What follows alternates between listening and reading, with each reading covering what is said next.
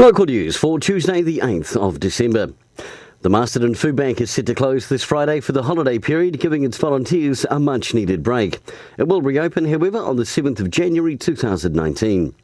The summer forecast from NIWA for Wairarapa shows temperatures are about equal, likely to be above average or near average.